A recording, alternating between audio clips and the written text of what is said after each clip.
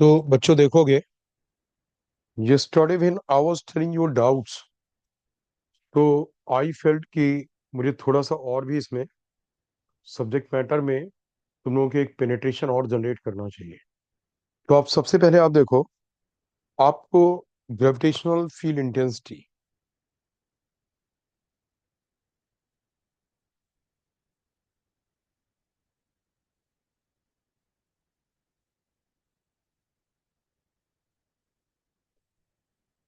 Gravitational field intensity का formula पता है? एक बार इसे फोकस हो जाने।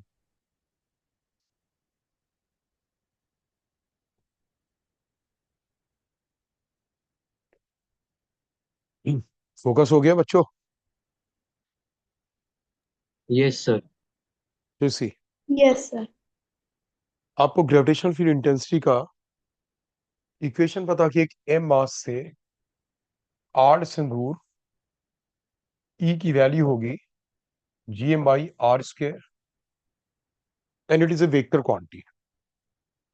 इसकी डायरेक्शन ई की इस पॉइंट पे उस मास की ओर होगी जिस मास के ड्यू टू हमने कैलकुलेट की है इलेक्ट्रिक फील्ड इंटेंसिटी। राइट, ये पॉइंट मास के ड्यू टू इतनी होगी। ठीक है। और अगर स्फेरिकल मास भी है, हॉलो स्फीयर हो या सॉलिड हो, कोई भी है, स्फीयर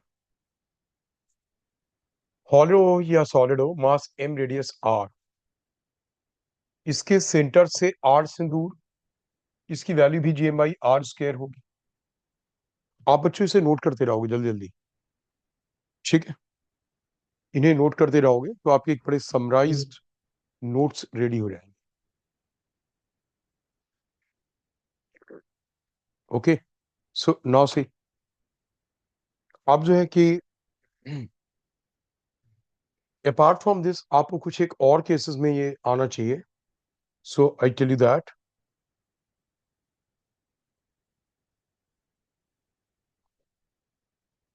नाउ से मैं यहां ले रहा हूं और मान लो ये हॉलो स्फीयर है, M mass R radius,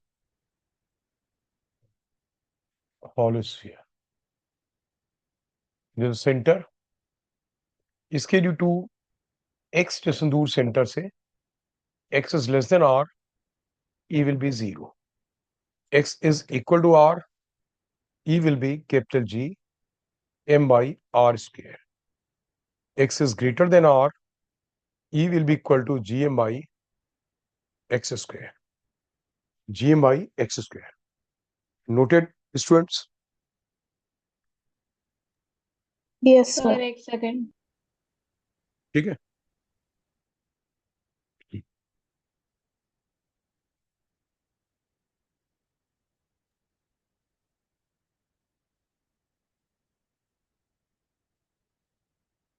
noted बच्चों? Yes sir.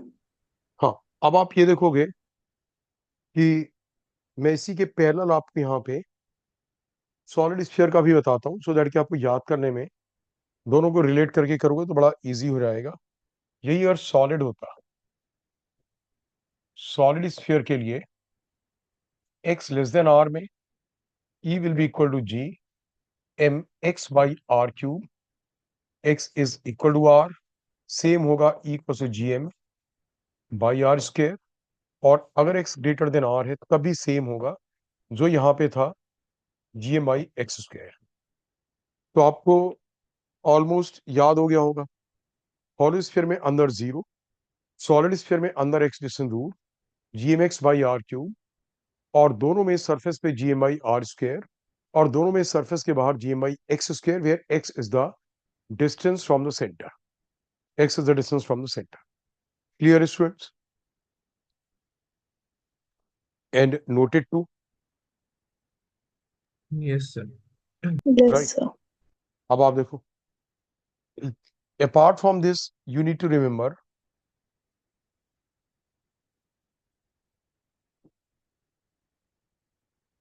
for ring, small m mass, r radius, at a distance x on the axis of the ring, E will be equal to capital G mx upon r square plus x square to the power 3/2। और ring का centre C है। when x is 0, E equals to 0। Centre पे ring के 0 होगा और along the axis at a distance x ये होगा। ये इक्वेशन अगर एग्जामिनर ने कुछ कंडीशन दे रखी है, like if x is very very small compare to r, तो आप यहाँ पे एक्स स्क्वायर को इग्नोर कर दोगे, तो this will become what r cube, और इक्वेशन आ जाएगा E equal to gmx by r cube. अभी में भी कि आपको इस इक्वेशन की उतनी इंपॉर्टेंस नजर नहीं आएगी, ये r क्यूब है, लेकिन जब मैं आपको SHM कराऊंगा, दिस इज r क्यूब, तो आपको फिर लगेगा कि इसकी तो इस तरीके के एक्सप्रेशंस की यूटिलिटी बहुत है। अपार्ट फ्रॉम दैट आपको एक चीज और भी याद रखनी है, जो कि है कि अगर मान लो कि आपके पास एक रॉड है, m mass l length, at a distance center from it, at a distance r from the center from it, at this point you want to calculate electric field intensity. So now see students, this is neither a point mass nor a sphere, तो यहाँ पे आप directly calculate नहीं कर सकते। तो what we do, हम यहाँ से x डिस्टेंस दूर एक dx एलिमेंट लेते हैं, और इस dx एलिमेंट का मास होगा MIL इंटू dx, और इसके ड्यू टू फील्ड यहाँ पे होगी capital G, mass of this element. You see the element is a particle, तो उसके लिए पार्टिकल वाला formula upon what x square, because हम एक्स डिस्टेंस दूर ले रहे हैं, है ना, क्यों बच्चों, राइट। अब इसका आप इंटीग्रेशन करोगे, for this and what is the value of x, r minus l by 2। For this end, what is the value of x, r plus l by 2, because r is distance from the center. So from this end, the distance will be r minus l by 2, and from this end, it will be r plus l by 2, right? So its integration will be, this is gm, there's a e, gm by l, ये तो constant, it will come out, dx over x square will be what? Minus 1 by x. So I write it 1 by x, limits become r plus l by 2 to r minus l by 2। मैंने minus sign था, so minus are not kept here, rather limits have been changed, the lower limit has become the upper limit and the upper has become the lower limit। अब जैसे सी the gravitational field intensity is a vector quantity and integration is a scalar sum, but we are using it, the reason being the direction of all the vectors is in the same direction। तो देखो, इस element की field भी यहाँ पे इसी ओर होगी, इस एलिमेंट की फील्ड भी इस ओर होगी, इस एलिमेंट की भी फील्ड इस ओर होगी। तो यू नो, जब सारे वेक्टर्स सेम डायरेक्शन में हो, तो स्केलर सम की तरह उनका सम होता है। आपसे बोला जाए कि एक ब्लॉक के ऊपर हम 5 न्यूटन फोर्स नॉर्थ की ओर लगा रहे हैं, एक और फोर्स 4 न्यूटन नॉर्थ की ओर लगा रहे हैं, तो टोटल फोर्स कितना होगा? 5 + 4 9 न्यूटन, बिल्कुल स्केलर सम की तरह। यहाँ पे यही हुआ, इसलिए इंटीग्रेशन किया गया। अब इंटीग्रेशन की लिमिट्स डालनी आपने आती है, तो आप निकालो। अब जैसे आप सोचो कि ग्रेविटेशनल फील्ड इंटेंसिटी हम अर्थ के ड्यू टू निकालते हैं, सरफेस पे वही gm by are square, surface के अंदर क्योंकि सॉलिड है gmx बाई आर क्यूब। तो इतने केसेस में मैं आपको ग्रेविटेशनल फील्ड इंटेंसिटी क्यों सिखा रहा हूं? Remember the definition of gravitational field intensity. आपको याद है ग्रेविटेशनल फील्ड इंटेंसिटी की डेफिनेशन क्या थी? ग्रेविटेशनल फील्ड इंटेंसिटी की डेफिनेशन थी बच्चों कि at that point where you have calculated gravitational field intensity, what will be the force acting on a 1 kg mass? 1 kg मास के ऊपर कितना फोर्स लगेगा, that was called gravitational field intensity.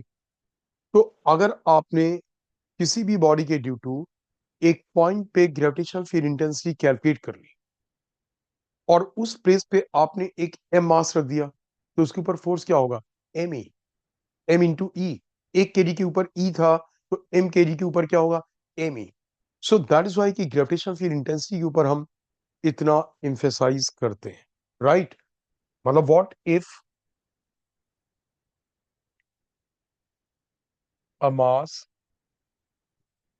m is kept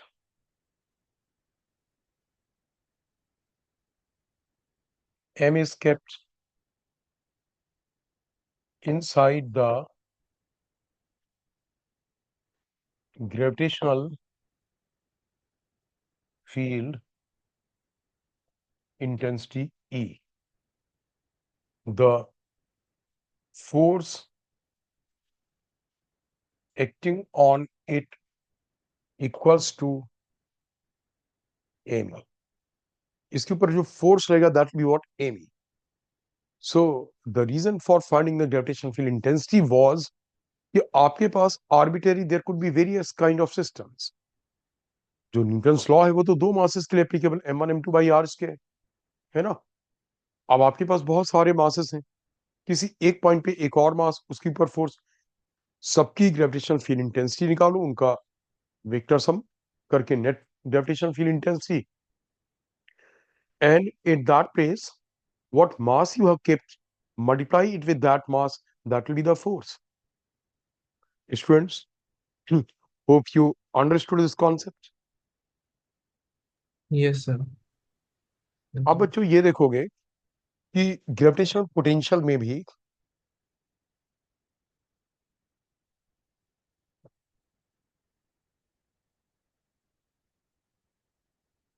अगर आपके पास एक point mass m है तो वहां से आठ सिंदूर v होगा इस पॉइंट पे, minus of g m by r। अब हॉलोस्फीयर में m मास r रेडियस, हॉलोस्फीयर के लिए x सेंटर से डिस्टेंस है, x लेस देन r। पहले आप x इक्वल टू r वाला याद कर लो, इसमें v होगा minus ji M by R. Surface पे जो ग्रेविटेशनल पोटेंशियल होगा minus ji M by R, और हॉलो स्फीयर के अंदर के हर एक पॉइंट पे सेम होगा, वही जो सरफेस पे है minus ji M by R, right. What, minus ji M by R. This is clear. जो सरफेस पे है सबसे पहले सरफेस वाला याद करो, और फिर बोलो सरफेस के अंदर at every point including the centre gravitational potential be same as on the surface. And X greater than R में it will be v equals to minus of gm by x. X is the distance from the center. So students, this is noted and understood, बच्चों। Yes, sir. Yes, sir. Now you see, अब solid sphere में देखोगे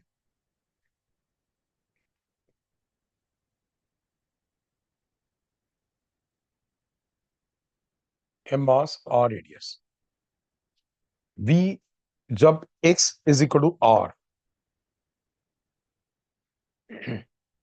v equals to minus of g m by r। बिल्कुल वही जो hollow के लिए था वही है। x greater than r, v equals to minus g m by x, right. मैंने वहां पे एक्स स्क्वायर तो नहीं किया था, एक्स ही किया था, Yes, sir. ठीक है ना। तो ये दोनों सेम है, जैसे हॉलो में थे वैसे ही। अब डिफरेंस कहां पे आएगा, x इज इक्वल टू 0। जब आप सेंटर की बात करोगे तो आएगा v equal to minus of 3/2 G M I R. जो सरफेस पे है उसका 3/2 टाइम्स, राइट, ठीक है ना। आपको याद होगा कि कल मैंने आपको एक एग्जांपल दिया था या क्वेश्चन सॉल्व करा रहा था, तो मैंने क्या बोला था कि जितना वर्क हमें एक बॉडी को अर्थ के सरफेस से इंफिनिटी तक ले जाने में करना पड़ेगा, अर्थ के सेंटर से सरफेस तक लाने में उसका हाफ वर्क करना पड़ेगा। तो ग्रेविटेशनल पोटेंशियल की डेफिनेशन क्या होती है, इंफिनिटी से 1 kg मास को उस पॉइंट तक लाने में जो वर्क करना पड़ेगा, 1 kg मास। तो अगर आपको m kg मास लाना हो, अब आप देखो इंफिनिटी का पोटेंशियल 0, तो पोटेंशियल डिफरेंस इंफिनिटी और सरफेस का क्या आएगा, माइनस GM/r, और सरफेस और सेंटर का कितना आएगा, उसका हाफ। पोटेंशियल डिफरेंस कितना आएगा इसका, minus of GM/2r, half of GM/2r। So work done किस चीज पे डिपेंड करता है, आप जब एक मास को, when you carry one mass from one point two another point, तो जो वर्क डन है, आप इसमें लोग सर यहाँ पे आपने x, जब x r से छोटा है मैंने नहीं बताया, इसलिए बताया कि अभी जरूरत नहीं पड़ी, उसी इंटीग्रेशन से निकालते हैं, बट अभी कोई रिक्वायरमेंट नहीं होगी, इसलिए मैं आपको कंफ्यूजन में नहीं डालना चाह रहा। ठीक है ना, जब वक्त आएगा तो आई टेल यू। आप देखो, जब आपको ऐसे केसेस में वर्क डन की बात करनी हो कि एक बॉडी को एक पॉइंट से दूसरे पॉइंट तक ले जाना है, तो जो वर्क डन होगा, work done by external external agent equal to mass m, जिस मास को कैरी करना है। अब potential of final point minus potential of initial point, आपको जिस पॉइंट तक कैरी करना है उस पॉइंट का पोटेंशियल, और किस के ड्यू टू पोटेंशियल कोई और मास का सिस्टम होगा, जैसे आपको अर्थ के ग्रेविटेशनल फील्ड में एक m मास के ब्लॉक को एक पॉइंट से दूसरे पॉइंट तक ले जाना है, तो आप दूसरे पॉइंट का पोटेंशियल किसके ड्यू टू लोगे, अर्थ के ड्यू। पहले पॉइंट का पोटेंशियल किसके ड्यू टू लोगे, अर्थ के ड्यू। और जिस मास को कैरी करना है उस मास को फाइनल पॉइंट और इनिशियल पॉइंट के पोटेंशियल डिफरेंस से मल्टीप्लाई कर दोगे, that will B work. Students, if I could make this point clear, बच्चों बच्चों बोलो। Yes sir. राइट, नाउ से अब आप ये देखोगे कि जो है एक रिंग के ड्यू टू, आपको भी जिनकी रिक्वायरमेंट होगी मैं वही बता रहा हूं। Ring, mass m, radius r, इसके ड्यू टू इसका सेंटर का potential VC will be minus GM/r, और सेंटर से x डिस्टेंस दूर, x इज, ये डिस्टेंस एक्सिस से है, this point is on the axis of the ring, this point is on the axis of the ring, तो potential V क्या होगा, it will minus of GM upon square root of r square plus x square. Right, ठीक है, ये clear हो गया, ये clear हो गया ना, यस माइनस सर, एक बार GM/, दोबारा बता दीजिए। कौन सा वाला, सर ये एक्सेस वाला। Minus GM/, square root of r square plus x square. Ring की एक्सिस पे सेंटर से x डिस्टेंस दूर एक पॉइंट है, तो वहां पे क्या होगा, minus of GM/, square root of r square plus x square. बोलो। हम्म, एक्चुअली पोटेंशियल एक स्केलर क्वांटिटी है, तो कोई मास m r डिस्टेंस दूर है तो माइनस GM/r होता है। अब अगर आप इस पॉइंट से रिंग के सर्किमफेरेंस के किसी भी पॉइंट की डिस्टेंस देखोगे तो कितनी आएगी, रिंग के सर्किमफेरेंस के किसी भी पॉइंट की डिस्टेंस इस पॉइंट से कितनी होगी, √r² + x²। तो इसका मतलब कि पूरा का पूरा m मास इतनी दूर है, यस। तो पोटेंशियल आ रही है, समझ गया नहीं, ठीक है ना, यस सर। यस। राइट। तो आपको पोटेंशियल के फॉर्मूले जो भी आपको यूज करने पड़ेंगे, और अगर आप एक किसी बॉडी को इलेक्ट्रिक फील्ड के अंदर एक पॉइंट से दूसरे पॉइंट पे, सॉरी ग्रेविटेशन फील्ड के अंदर एक पॉइंट से दूसरे पॉइंट पे ले जाते हो, तो जो आपको वर्क करना पड़ेगा उसका फॉर्मूला पता लगा। You know, work is related to the energy also, ठीक है ना। आप मेरी बात ध्यान से सुनना, और ये केवल सुनना नहीं, सुनना है, रियलाइज करना है, और आपको अपनी IIT JEE की जिंदगी और उसके बाद वाली लाइफ के लिए भी इंजीनियरिंग में हमेशा याद रखना। क्या सुनोगे ठीक से? पहले मैं रियलाइज कराता हूं, अगर आप एक एम मास के ब्लॉक को अर्थ के सरफेस से h हाइट ऊपर छोड़ दोगे तो वो अपने आप से किस ओर आएगा?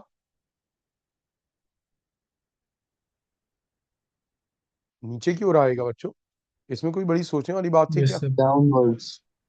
डाउनवर्ड्स आएगा ना, नीचे की ओर आएगा। Yes sir. और इसे काइनेटिक एनर्जी में गेन होगा, गेन होगा ना काइनेटिक एनर्जी में। जब यस अपने सर। आप से नीचे की ओर आएगा तो काइनेटिक एनर्जी में गेन होगा। Yes sir. यस। राइट। सो आप ये देखो कि अब ऊपर वाले पॉइंट का पोटेंशियल हाई था या नीचे वाले पॉइंट का? पोटेंशियल किसका हाई था, ऊपर वाले का या ऊपर नीचे वाले। वाले का? ऊपर वाले का, क्योंकि ग्रेविटेशनल पोटेंशियल नेगेटिव है। तो ऊपर वाले का था -Gm/r+h, और नीचे वाला मान लो सरफेस पे आया तो -Gm/r। तो यस। जो ऊपर वाला पॉइंट है उसका पोटेंशियल नेगेटिव में क्या है? कम। कम हो गया। तो नेगेटिव में कम होना मींस हाई। तो यस। किसी भी मास की टेंडेंसी होती है कि अपने आप से वो हाई पोटेंशियल से लो पोटेंशियल की ओर जाए, और जब वो अपने आप से हाई पोटेंशियल से लो पोटेंशियल की ओर जाएगा, you are not applying any force. जब वो अपने आप से हाई पोटेंशियल से लो पोटेंशियल पे जाएगा तो आपको काइनेटिक एनर्जी का गेन होगा। ऑब्वियसली पोटेंशियल एनर्जी का लॉस होगा और काइनेटिक एनर्जी का गेन। काइनेटिक एनर्जी का गेन कितना होगा? काइनेटिक एनर्जी का गेन होगा जो मास एक पॉइंट से दूसरे पॉइंट जा रहा, that mass into potential of final point minus potential of initial point. Right. जो गेन होगा that will be what? Gain will be potential energy final minus इस इनिशियल। पोटेंशियल एनर्जी का लॉस और kinetic energy का gain होगा। ठीक है। कितना गेन होगा? Mass small m into potential of final point minus potential of initial point, इतना गेन हो। अगर वो हाई पोटेंशियल से लो पोटेंशियल की ओर आ रहा है, राइट। और यस सर। अगर आप इसी को रिवर्स डायरेक्शन में ले जाओ, लो टू हाई, तो अब आपको वर्क करना पड़ेगा। कितना वर्क? जो मैंने बताया आपको, जिस मास को कैरी करो m इंटू फाइनल पॉइंट का पोटेंशियल माइनस इनिशियल पॉइंट का। ठीक है ना? Yes sir. This is clear. Yes. Yes. ये बहुत ही इंपॉर्टेंट पॉइंट्स हैं, इन्हें याद रखना, इन्हें रियलाइज करना और इन्हें प्रैक्टिस में लाना। सोच करके ही आप इनके इक्वेशंस, एक बार आपको ये सेंटेंसेस याद रहते हैं, आप सोच के ही बना सकते। फिर ग्रेजुअली धीरे धीरे इसका एहसास होने लग जाता है।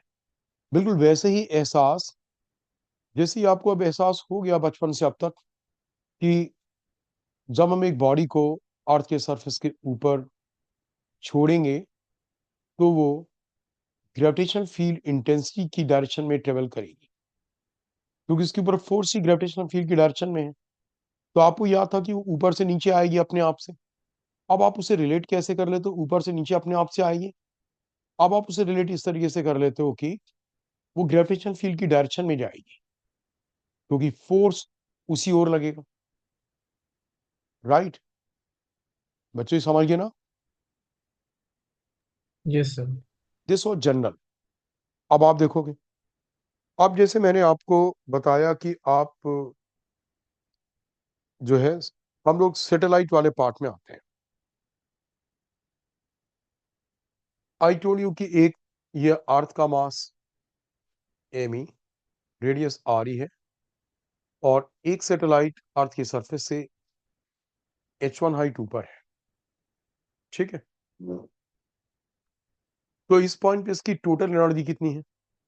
मैंने आपको क्या होता है, पोटेंशियल एनर्जी का फॉर्मूला डायरेक्टली होता है, आप इमीडिएटली लिख दो।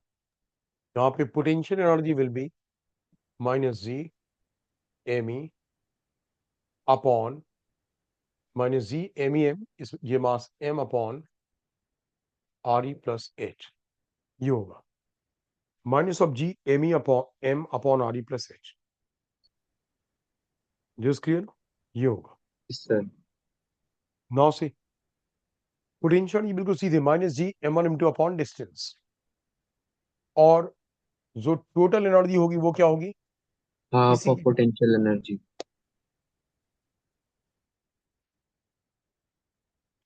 और काइनेटिक एनर्जी क्या होगी, टोटल एनर्जी का माइनस साइन हटा दो, half G M E M upon R ई प्लस एच, जिसकी काइनेटिक एनर्जी आ जाएगी। राइट। अब देखो आपको कि एनर्जी से जो मैंने बोला था रिलेट करना आपको आना चाहिए, वो ये है। सबसे पहले उस टाइप के क्वेश्चंस में देखो, जैसे आपसे बोला गया आपको एक एम मास के ब्लॉक को अर्थ के सरफेस से एच हाइट ऊपर ले जाना है, कितना वर्क करना पड़ेगा। तो इस क्वेश्चन में जब एम मास के ब्लॉक को एच हाइट ऊपर ले जाना है, आप चाहे पोटेंशियल के तरीके से निकालो, फाइनल पॉइंट का पोटेंशियल माइनस इनिशियल पॉइंट का पोटेंशियल इनटू एम, इतना वर्क करना पड़ेगा। और अगर उससे नहीं निकालना तो आप वैसे भी कर सकते हो, आपको स्टेशनरी ब्लॉक को स्टेशनरी ब्लॉक के फॉर्म में ले जाना है, तो अर्थ के सरफेस पे पोटेंशियल एनर्जी निकाल लो, minus G M E M by are E. उस हाइट पे पोटेंशियल एनर्जी निकाल लो, minus G M E M by R E plus H. Final potential energy minus initial potential energy will be the work done. बाद में potential energy ज्यादा है, आप जितना वर्क करेंगे उतना ही तो पोटेंशियल एनर्जी में गेन होगा। उससे आ गया कि वो स्टेशनरी ब्लॉक को स्टेशनरी ब्लॉक के फॉर्म में ले आना, तो आप केवल पोटेंशियल एनर्जी का डिफरेंस दे। आप बोलेंगे एक एम मास के ब्लॉक को एच हाइट ऊपर एक सैटेलाइट के फॉर्म में लॉन्च कर, हमें इनिशियली कितनी काइनेटिक एनर्जी देनी पड़ेगी या कितना वर्क करना पड़ेगा, they are the same question. तो आप देखो, इनिशियली इसके पास केवल पोटेंशियल एनर्जी है minus G M E M I R E, plus आपने काइनेटिक एनर्जी दी minus G M E M I R E plus kinetic energy, या वही वर्क डन हो सकता, तो minus G M E M by R E plus kinetic energy या फिर plus work done is equal to what. अब H height ऊपर satellite की जो टोटल एनर्जी होगी उसके इक्वल कर दो, तो इनिशियल काइनेटिक एनर्जी कितनी देनी पड़ेगी या वर्क कितना करना पड़ेगा आ जाएगा, क्योंकि बाद में जब वो सैटेलाइट के फॉर्म में है तो उसके पास तो पोटेंशियल और काइनेटिक दोनों एनर्जीज होंगी। समझ गए बच्चों। Yes, sir. अगर आपको सैटेलाइट की ऑर्बिट चेंज करना हो, H1 हाइट ऊपर है और H2 हाइट ऊपर ले जाना है, H1 हाइट ऊपर ऑलरेडी है और उसके बियॉन्ड H2 हाइट ऊपर और ले जाना है, तो बोलेंगे या तो कितनी काइनेटिक एनर्जी दोगे एडिशनल, या कितना वर्क करोगे। तो बस कुछ नहीं, initial total energy plus additional kinetic energy supplied is equal to final total energy. अब बाद में satellite H1 plus H2 height पे है, तो वहां पे उसकी टोटल एनर्जी लिख लो, पहले पोटेंशियल फिर उससे टोटल निकाल लो, और H1 हाइट ऊपर भी टोटल एनर्जी निकलो, तो T1 प्लस वर्क डन, या वर्क डन की जगह उन्होंने काइनेटिक एनर्जी पूछा plus additional kinetic energy is equal to what T2। So it's more about wisdom, you know the equations. अब जो चीज पूछी गई उस टास्क को फुलफिल करने के लिए what to do, it's only about the law of conservation of energy. Right. आपको पोटेंशियल वाले फॉर्मूले की स्पेशली कहां पे जरूरत होती है, जैसे आपसे बोला गया एक कैपिटल मास की रिंग है आर रेडियस की, और एक स्मॉल मास का ब्लॉक उससे एक्सिस से एक्स डिस्टेंस दूर है, उसकी एक्सिस से एक्स डिस्टेंस दूर है। राइट। स्मॉल मास का ब्लॉक, उसे वहां से फ्री छोड़ दिया गया तो रिंग के सेंटर की तरफ अट्रैक्ट होगा, होगा ना। आपने उसे फ्री छोड़ दिया तो क्या होगा, वो सेंटर की ओर अट्रैक्ट होगा, अट्रैक्ट होगा ना बच्चों, मासेस में अट्रैक्शन होता है। Yes. Yes. आपने एक्स डिस्टेंस दूर फ्री छोड़ दिया एक्सिस पे, बोला गया जब वो सेंटर पे पहुंच गया तो उसकी वेलोसिटी क्या होगी, सेंटर पे पहुंचेगा। तो या तो आप कर लो कि एक्स डिस्टेंस दूर वाले पॉइंट पे पोटेंशियल एनर्जी, वहां तो पहले पोटेंशियल एनर्जी थी, काइनेटिक नहीं थी, इज इक्वल टू सेंटर पे potential energy plus kinetic energy. अब ऐसे केसेस में आपको पोटेंशियल एनर्जी निकालने के लिए पोटेंशियल का फॉर्मूला यूज करना पड़ता, क्योंकि ये पॉइंट मास नहीं है। तो आपने पहले एक्स से एक्स स्टेशन दूर वाले पॉइंट का पोटेंशियल निकाला, उसे स्मॉल एम से मल्टीप्लाई किया, पोटेंशियल एनर्जी आ गई। दिस इक्वल्स टू सेंटर पे kinetic energy that is half M we square plus उसके सेंटर पे potential multiply by the mass M, centre का पोटेंशियल एनर्जी आ गई। इसलिए पोटेंशियल की रिक्वायरमेंट होती है, राइट। काफी जगह आपका काम चल से चल जाएगा, initial potential plus kinetic is equal to final potential plus kinetic. और आप लैंग्वेज से समझ जाओगे, अगर आपको एक स्टेशनरी ब्लॉक को एक स्टेशनरी ब्लॉक के फॉर्म में ही ले जाना है, तो आप पहले भी केवल पोटेंशियल एनर्जी लोगे, काइनेटिक एनर्जी नहीं है, बाद में भी केवल पोटेंशियल एनर्जी लोगे, तो initial potential energy plus work done plus work done is equal to what, final, जो भी फाइनल पोटेंशियल। ठीक है ना, दिस इज क्लियर ना। अब इसके वेलोसिटी से रिलेटेड क्वेश्चंस आए। इसके वेलोसिटी बेसिकली बच्चों एक तरीके से वो काइनेटिक एनर्जी देने से आती है, उस काइनेटिक एनर्जी की करस्पॉन्डिंग वेलोसिटी है जिसके देने से एक ब्लॉक को अर्थ के सरफेस से आप इतनी दूर भेज देते हो कि वहां पे ग्रेविटेशनल फील्ड नहीं है, यानी कि वो इंफिनिटी है, राइट। तो अगर दूसरे तरीके से देखो तो क्या हुआ, ग्रेविटेशनल फील्ड के बाहर पोटेंशियल एनर्जी जीरो होगी, तो initial potential energy plus half M we square is equal to what, zero. बाद में जस्ट वहां पे पहुंच गया ब्लॉक, काइनेटिक एनर्जी भी जीरो है और पोटेंशियल एनर्जी भी जीरो है। So minus G M E M by R E plus half M we square is equal zero. और ये जो वेलोसिटी आएगी यही इसके वेलोसिटी है, राइट। तो एक कैलकुलेशन हमने देखा कि अगर एक सैटेलाइट की एक ऑर्बिट में जो वेलोसिटी होती है, जैसे अर्थ के सरफेस वाले सैटेलाइट की, बिल्कुल अर्थ के सरफेस पे सैटेलाइट है, उसकी जो ऑर्बिटल वेलोसिटी होती है और अर्थ के सरफेस पे जो एस्केप वेलोसिटी होती है, उसमें रिलेशन होता है escape velocity equals to V orbital into root two. यानी कि जिस वेलोसिटी से सैटेलाइट ऑर्बिट कर रहा है, अगर आप उसकी वेलोसिटी को रूट टू टाइम्स कर दो तो वो एस्केप कर जाएगा। और ये केवल अर्थ के सरफेस पे वैलिड नहीं है, सैटेलाइट एच हाइट ऊपर है अर्थ के सरफेस से, राइट। वहां पे उसकी कुछ होगी, उसकी कुछ वेलोसिटी होगी, कुछ काइनेटिक एनर्जी होगी, उसकी वहां पे काइनेटिक एनर्जी आप कैलकुलेट कर लोगे। उस kinetic energy corresponding velocity that is called orbital velocity, right. और अगर वहां पे जो ऑर्बिटल वेलोसिटी है आप उस वेलोसिटी का रूट टू टाइम्स कर दोगे वेलोसिटी, तो वहां से भी एस्केप कर जाएगा। अब आपको उस पॉइंट पे जो उसकी ऑलरेडी काइनेटिक एनर्जी है, अगर आपको निकालना एडिशनल कितनी काइनेटिक एनर्जी दें कोई एस्केप कर जाए, तो वैसे तो आप फंडामेंटल मेथड पे ही जाओ। उस पॉइंट पे टोटल एनर्जी पता है, total energy plus half M we square. Half M we square वो एडिशनल काइनेटिक एनर्जी है जो आप अभी दे रहे हो, is equal to what, zero. बाद में जब वो स्केप कर जाएगा, इंफिनिटी पे जाएगा, तो वही होना है जो आप अर्थ के सरफेस से भेज रहे थे। इंफिनिटी पे तो पोटेंशियल भी जीरो और काइनेटिक एनर्जी भी zero. Students, could you understand this? Sir एक बच्चों, रिपीट कर दो कि मेरा नेटवर्क इशू हो गया था। सर आप लास्ट देखो, वाला point.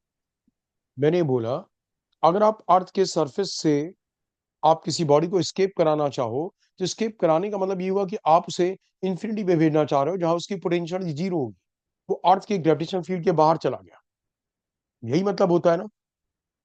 Yes sir.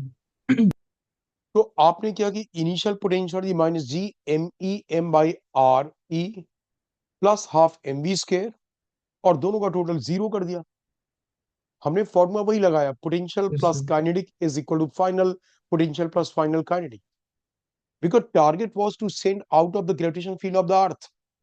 So when you send it out of the gravitational field of the earth, potential energy will be zero, और वहां पे जस्ट भेजना है, इसका मतलब वहां पे काइनेटिक एनर्जी भी जीरो है।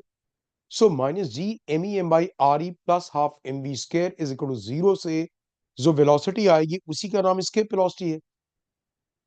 और एग्जैक्टली अर्थ के सरफेस पे जो सैटेलाइट होता है, ये वेलोसिटी स्केप वेलोसिटी जो आती है वो सैटेलाइट की वेलोसिटी से रूट टू टाइम्स है,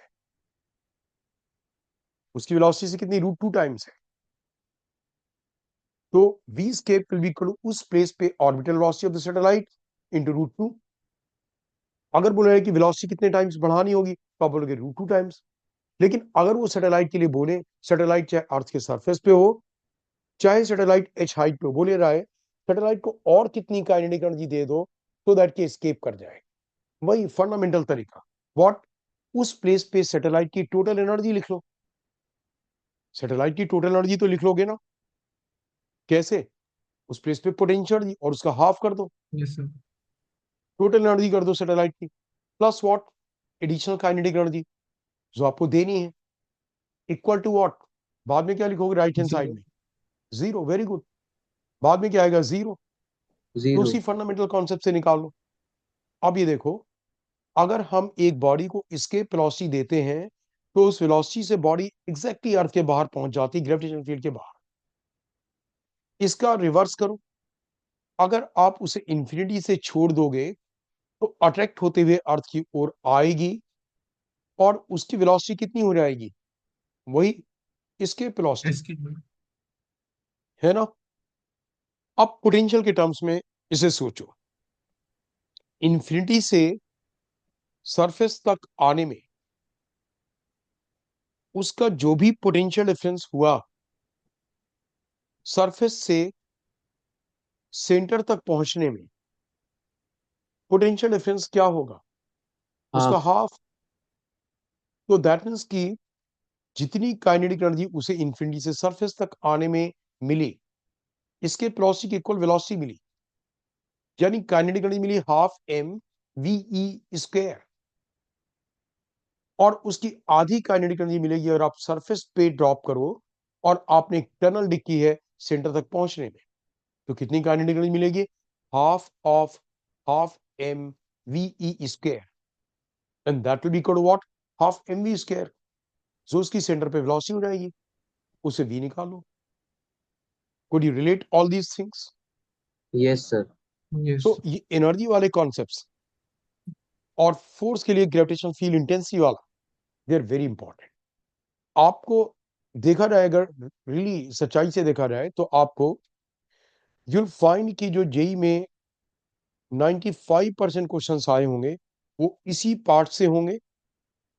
केवल इसमें एक चीज जो अलग हुई, जो मतलब जो 95% के अंदर अगर आप इंक्लूड करो तो आ जाएगी, जैसे सैटेलाइट के बारे में एनर्जी मैंने बता दी, सैटेलाइट की वेलोसिटी का डेरिवेशन समझ रहे हो ना?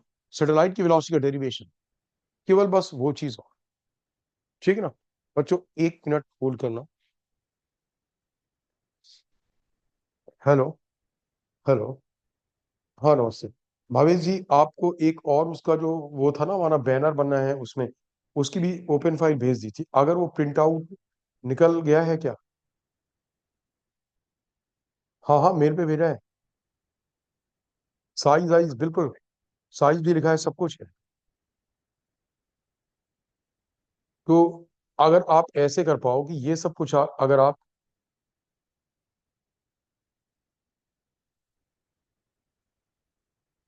सुनो, एक बात सुनो संजय, अभी भावेश का फोन आया था, उसने अभी ललित की मेल देखी है, तो शायद उसका भी प्रिंट निकाले। लेकिन बोलोगी देखो, अब अगर आप वहां दोगे तो जो हमारे वहां के स्टाफ है, कल सवेरे फंक्शन यहाँ है 11 बजे, तो यहाँ, लेकिन यहाँ पे भेज दे या तो अभी भेज दे, और या फिर क्या करे कि 11 बजे भेज दे सवेरे, या तो अभी भेज दे या सवेरे 11 बजे तक। बोलो लेकिन सवेरे 11 से लेट नहीं होना चाहिए, मेरा 11 बजे ही फंक्शन स्टार्ट। आप एक बार बात सुनो।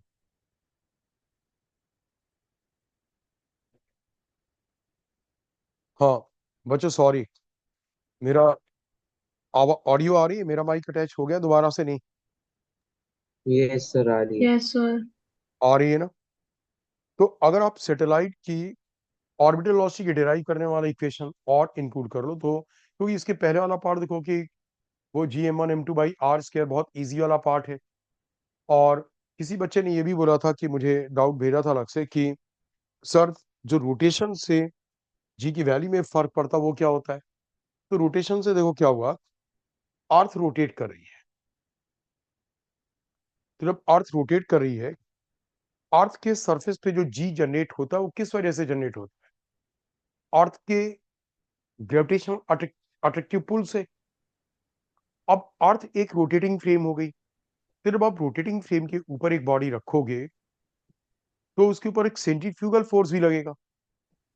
तो हम लोग करते क्या हैं कि अगर अर्थ के का केवल ग्रेविटेशनल अट्रैक्शन होता तो accession due to gravity G आती, यानी अर्थ अपनी ओर mg फोर्स से अट्रैक्ट कर रहा होगा। हम इसे यूज कर रहे हैं रिवर्स फॉर्म में, समझ रहे हो ना? जो हम न्यूटन्स लॉ में यूज करते थे कि जी अगर एक्सेलरेशन ड्यू टू ग्रेविटी है तो फोर्स कितना लगा, mg। जबकि ग्रेविटेशन में इसका फंडामेंटल आपने किया, आपने पहले क्या करा कि उस प्लेस पे जहां पे जी निकालना है, अर्थ का फॉर्मूले से capital g m1 m2 by are square से अट्रैक्टिव फोर्स निकाल, और उस अट्रैक्टिव फोर्स को उस मास से डिवाइड कर दिया जिस मास के ऊपर वो फोर्स लग रहा था। इसे अर्थ के सरफेस पे आपने क्या निकाला, capital G mass of the earth into small mass m upon R E square. ये स्मॉल m के ऊपर फोर्स आ गया, आपने फिर उस फोर्स को उसी मास स्मॉल m से डिवाइड कर दिया, ये आपका एक्सेलरेशन आ गया जिसका नाम एक्सेलरेशन टू ग्रेविटी, जिसे आप जी बोलते हैं, स्मॉल जी। स्मॉल जी को capital g M e by are square.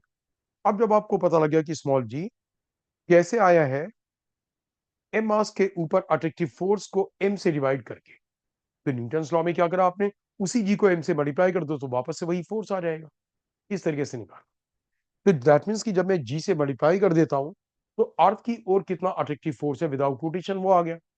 अब अगर यहाँ पे बॉडी है तो सेंट्रीफ्यूगल फोर्स कितना लगेगा, m omega square R E. अब net attractive force equals what, mg dash. Net attractive force को m से डिवाइड करोगे स्मॉल m से तो g डैश, नई g की वैल्यू आ जाएगी, तो g डैश कितना आ गया, g minus omega square R E. अब इसी में अगर वो बॉडी यहां होती लेमडा एंगल पे, राइट, तो रोटेशन तो ऐसे चल रहा है तो सेंट्रीफ्यूगल फोर्स इस ओर लगेगा, तो सेंट्रीफ्यूगल फोर्स का हम बाहर की ओर का कंपोनेंट ले लेते हैं, राइट। और यहाँ पे जो रेडियस है वो रेडियस क्या हो रहा था, ये आर ई था, यहाँ पे रेडियस आर ई थी, तो यहाँ पे रेडियस क्या आ जाएगा, ये रेडियस आप क्या आ जाएगी आर ई कॉस लेमडा, और उसका फोर्स का भी क्या होगा कॉस कंपोनेंट, तो वहां पे जी डैश क्या आ जाएगा, जी माइनस ओमेगा स्क्वायर। एक तो आर ई कॉस लेमडा और उसका भी कॉस कंपोनेंट, तो R E cos square lambda, इसलिए याद आता है। ये रोटेशन का इफेक्ट होता है। स्टूडेंट्स आप समझ गए इसे बच्चों? Yes sir. सो अब मैं सेशन को एंड कर रहा हूँ, और मुझे आपको यही बताना था सो दैट कि ग्रेविटेशन के टेस्ट में आपको जो चीज़ें मिलेंगी तो आप उसे ठीक से कर पाओ, ठीक है? सो ऑल द बेस्ट, ठीक से रिवाइज करना, एंड सबसे पहले अपने दिमाग से ये चीज़ें हटा दो कि आप इधर से पढ़ोगे उधर से पढ़ोगे पता नहीं क्या क्या करोगे, उससे कुछ होता है। वो मैं आपको आज, मैंने एक बार पहले भी वीडियो भेजी थी, आज मैं एक बार दोबारा से भेजूंगा, आप केवल उस वीडियो के कमेंट्स देख, समझ लो ना? तो क्योंकि तब पहले डिस्ट्रक्शन बच्चों में नहीं था, और वो बच्चे कितना अच्छा करते थे। उसमें एक मेरा स्टूडेंट है, आईआईटी दिल्ली में प्रोफेसर है, उसने आईआईटी दिल्ली से बीटेक किया, फिर वो एमएस और पीएचडी करने बाहर गया स्टैनफोर्ड में शायद, फिर आईआईटी दिल्ली में ही प्रोफेसर है। उसने भी कमेंट करा है, विक्रम सिंह नाम है, तो उसका विक्रम के नाम से है। आप ये देखना, तो ये बच्चे उस टाइम पे फोकस थे। अब आपके पास बिकॉज अवेलेबिलिटी बहुत हो गई है, आप क्या करते हो, उसी मैटर पे फोकस नहीं करते, जबकि आईआईटी जेई पहले भी वही था, आईआईटी जेई अभी भी कॉन्सेप्चुअल कॉन्सेप्ट्स पे बेस्ड है, there is no story in it. इसलिए है कि don't get distracted about the so much of material. बहुत ही सिंपल स्टाइल, क्लास में बहुत अच्छे से सीखो, make the good notes, notes को बार बार पढ़ो, उनके एग्जाम्पल्स को पढ़ो, सो दैट कि gradually you become so good in that as good I am in those notes. मैंने आपको जब नोट कराया ना, मैं जितना अच्छा हूँ उतनी अच्छी उस नोट्स में और उनके एग्जाम्पल्स याद करने में आऊँ, फिर आप उन्हें रियलाइज करने लग जाओगे, फिर आप क्वेश्चंस में अप्लाई करोगे। अप्लाई करने में पहली बार क्वेश्चंस नहीं होंगे, अप्लाई करोगे आपको रिलेट करना पड़ेगा बार बार कॉपी से, इसलिए नोट शुड बी गुड। और फिर आप रिलेट करोगे, धीरे धीरे आप रियलाइज करोगे, ओके इस एग्जाम्पल का ऐसे काम आता है, इसका ऐसे काम आता है, इसका इस तरीके से काम आता है, समझ रहे हो ना? सो आप फोकस्ड होके करो, पहले एनसीईआरटी के डाउट्स को भी छोड़ो मत, इजी है, जल्दी से करो, एनसीईआरटी भी कर डालो, लेकिन हाँ सॉल्यूशन कहीं से नहीं देगा। आपने अगर सॉल्यूशन देख लिया तो बस आप कभी भी टॉप लेवल पे पहुंच ही नहीं सकते। कोई भी स्टूडेंट उस टॉप लेवल पे नहीं पहुंच पाता है जो लास्ट ईयर स्वयं अरोरा भी था। वो 863 जी एडवांस रैंक में कैसे पहुंचा? The only thing was that कि वो इधर उधर किसी चैनल से कोई सॉल्यूशन नहीं देख, हमने उसे पूछ करके सॉल्यूशन करते, क्योंकि हम उसे उसकी कॉपी से रिलेट करा के करा दे, उसे थोड़ा सा एफर्ट करना पड़ता। नहीं तो क्या होता, उसने कुछ और कॉन्सेप्ट बताया, फिर और कोई कॉन्सेप्ट, तो आपको स्ट्रगल आपका, रैंक आपकी, स्ट्रगल आप, देयर इज नो मैरिट कि जिससे विदाउट स्ट्रगल कोई रैंक आ जाए, राइट? सो ठीक से एफर्ट करो, we are always there for support.